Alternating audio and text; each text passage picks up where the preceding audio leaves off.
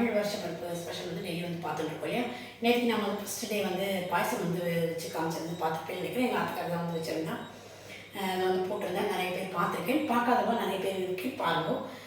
Daily ஒன்று செஞ்சு காட்டுறேன்னு சொல்லியிருந்தேன். அதில் இன்றைக்கி நம்ம வந்து பார்க்க போகிறது மாங்காய் பச்சடி தான் வந்து பார்க்க போகிறோம். அதாவது தமிழ்நாடு ஸ்டைல் மாங்காய் பச்சடி. இதுக்கு வந்து நம்ம ஃபஸ்ட்டே வந்து க்ளோஸ்அப்பில் காமிச்சிருந்தேன் இல்லையா. 2 விதமான மாங்காய் வந்து எடுத்து நெருக்கி தோலெல்லாம் சீவிட்டு இப்படி நல்லா செத்தி நாப்பில் நெருக்கி வச்சுருக்கேன். தோலெல்லாம் எடுத்துகிட்டு 2 மாங்காய் வந்து எடுத்துருக்கு. இதில் நம்ம தண்ணி விட்டுட்டு வேக வச்சுருக்கிறோம் ஒரு சைடு. அதுக்கு வெல்லம் வந்து நல்லா ஒரு 2 கட்டி வெல்லமாக வந்து எடுத்து வச்சுருக்கேன். நல்லா பெரிய சாஸாக கொஞ்சமாக அரிசி மாவு வந்து தேவை கரைச்சி வந்து அதை வந்து எடுத்துகிட்டு ஒரு 2 பச்சை மிளகா காரத்துக்காக. கடைசியில் வந்து தாளிக்கிறதுக்கு கடுகு தாளிச்சிட்டு வேப்பம்பூ வந்து தாளிச்சு விட்டுருவாங்க. நம்ம எப்பயுமே வருஷப்பருப்புக்கு அதான் விசேஷம் இல்லையா. இப்போ நம்ம இந்த வேப்பம்பூ வந்து பார்த்திங்கன்னா நம்மளோட வீட்டிலேருந்து எடுத்த வேப்பம்பூ தான். நம்ம வீட்டில் நேரத்து நல்லா வெயிலில் காய வச்சு க்ளீன் பண்ணி எடுத்து வந்து வச்சுருக்கேன். நிறைய வந்து வேப்பம்பூ வந்து டெய்லி வந்து நிறைய வந்து விடும். இப்போ அதெல்லாம் வந்து எடுத்து வந்து வச்சுருக்கு. இப்போ வருஷப்பருப்புக்கு ரொம்ப ஸ்பெஷல் வந்து இந்த வேப்பம்பூ பச்சடியில் வந்து போடுவோம். அது விசேஷம்.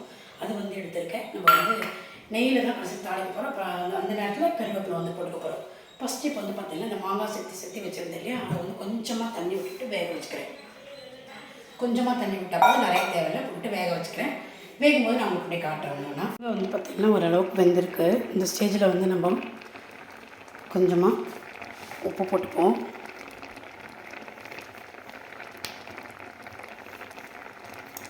அடுத்தது மஞ்சப்பொடி. அடுத்தது இந்த 2 மிளகாவை வந்து பார்த்திங்கன்னா கீரி வச்சுருக்கேன்.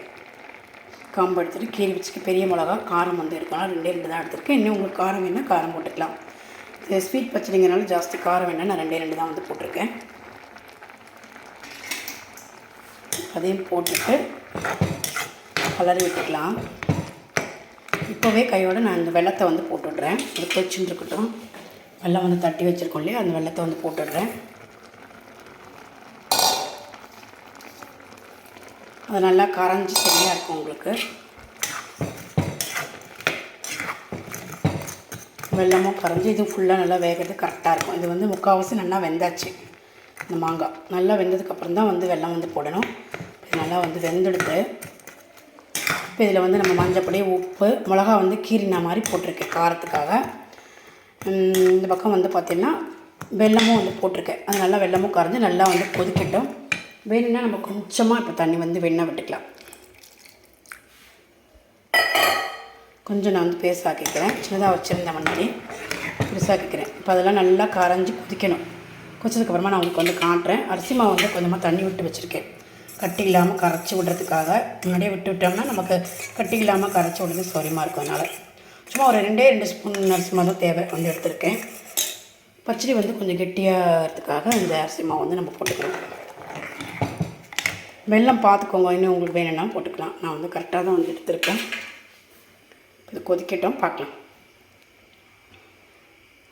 பச்சடி வந்து பார்த்திங்கன்னா வெல்லமெல்லாம் போட்டு நல்லா கரைஞ்சி கொதிச்சாச்சு. நல்லா கொதிச்செடுத்து இப்போ இதில் வந்து நம்ம கரைச்சி வச்சுருக்கிற அரிசி மாவு வந்து கொட்டிக்கலாம்.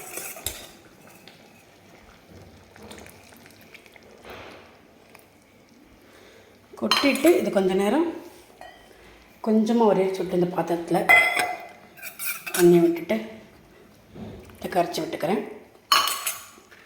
அவ்வளோதான். இந்த அரிசி மாவு விட்டுக்கொள்ளே அதோட இது கொஞ்சம் பச்சை வாசனை பார்த்தீங்கன்னா ஒரே ஒரு கொதி வரட்டும். அதுக்கப்புறமா தாளிக்க வேண்டியதான். கொஞ்சம் கொதிக்கட்டும், ஒரு 2 நிமிஷம் கொதிக்கட்டும். இது வந்து நெய்யில் கடுகு போட்டுட்டு நல்லா இந்த வேப்பம்பூவும் போட்டு நல்லா பொரித்து நம்ம இதை வந்து விட போகிறோம். நம்மளோட பச்சடி சூப்பராக வந்து ரெடி ஆகிடுது. இப்போ இதையும் வந்து கடுகு வந்து வெடிக்க விட்டுட்டு இதையும் வந்து போட்டு வறுத்துட்டு நான் இதில் வந்து விடும்போது உங்களுக்கு வந்து காட்டுறேன். நெய் வந்து விட்டுக்கிறேன் இந்த பக்கம்.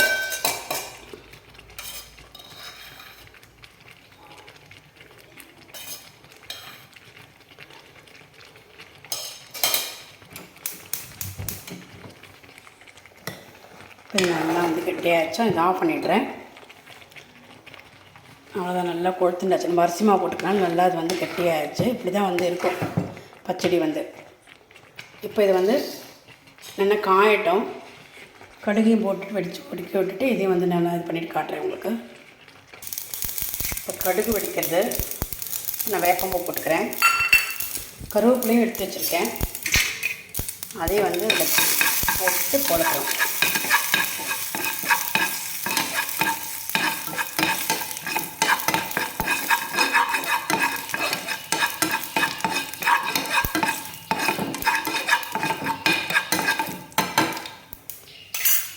கருவேப்பிலையும் வந்து போட்டுடலாம்.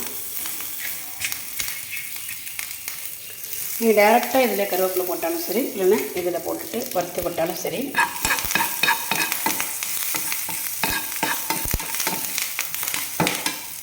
வந்து அடுப்பு ஆஃப் பண்ணிடுறேன்.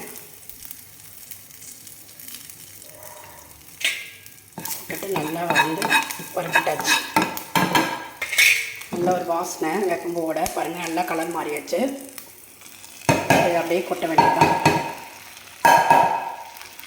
நம்மளோட கலரி விட்டுடலாம், அவ்வளோதான். மேலாக அப்படியே கலரி விடுவோம். மேலாக அப்படியே சும்மா அப்படி கலரி விட்டாச்சு. அப்புறமா நம்ம கடைசியில் பரிமாறும்போது எடுத்து நல்லா சேர்த்து கலரி விட்டுக்கலாம். இப்போ நம்மளோட பச்சடி வந்து சூப்பராக வந்து ரெடியாக எடுத்து நியூ இயர் பச்சடி, அதாவது தமிழ் நியூ இயர் ஸ்பெஷல் பச்சடியாக்கும் இது. நீங்களும் வந்து ட்ரை பண்ணி பாருங்கள், ரொம்ப சூப்பராக டேஸ்ட்டாக நல்லாவே வந்து இருக்கும். இன்றைக்கி நம்மளோட நியூ இயர் ஸ்பெஷல் இன்றைக்கி ரெண்டாவதாக வந்து பார்த்திங்கன்னா மாங்காய் பச்சடி செஞ்சு காமிச்சிருந்தேன். எப்படின்னு பார்த்துட்டு நினைக்கிறேன். நீங்களும் வந்து ட்ரை பண்ணி பாருங்கள். நம்ம நாளைக்கு வேறு ஒரு ரெசிபி பார்க்கலாம். Okay, thank you.